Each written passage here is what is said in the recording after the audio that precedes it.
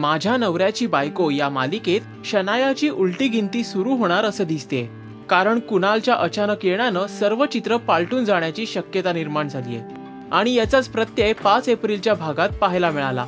रेवतीला बरं नसल्यानं राधिका तिची शुश्रूषा करण्यात मग्न असते, पण दुसऱ्या दिवशी रेवतीला काहीसं बरं वाटू लागतं।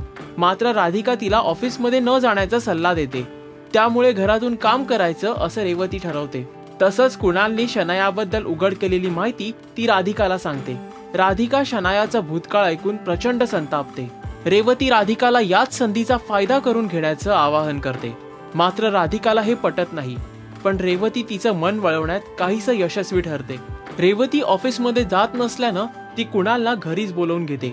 त्यानिमित्ताने तिला आनंद सोबत बोलणं आणि ऑफिसचं काम देखील समजावून द्यायचं असतं। कुणालला रेवतीचा कॉल आल्यानंतर लगेचच तो तिच्याकडे जातो। त्याच वेळी राधिका देखील तिच्या घरी असते। रेवतीकडून कुणालला पुढच्या 2 दिवसांच्या कामाची कल्पना मिळाल्यानंतर शनाया आणि राधिकाच्या संसाराची केलेल्या वाताहतीची माहिती मिळते। हे ऐकून कुणाल प्रचंड अस्वस्थ होतो। तो सुरुवातीला हा विषय टाळण्याचा आणि फार काही न बोलण्याच्या प्रयत्नात असतो। तेव्हा रेवती त्याला कन्व्हिन्स करते की शनायाला धडा शिकवण्याची ही योग्य वेळ आहे। तेव्हा कुणाल राधिकासाठी तयार होतो। रेवती आनंदला फोन करून शनायाला धडा शिकवण्यासाठी कुणाल तयार असल्याचं पुढे बोलते आणि मग आनंद कुणालला फोनवरून संपूर्ण प्लॅन समजावून सांगतो। काय असेल आनंद आणि कुणालचा प्लॅन, ज्यामुळे शनाया कोंडीत सापडणार, हे आता आपल्याला लवकरच कळणार आहे, ते म्हणजे येणाऱ्या भागांमध्ये।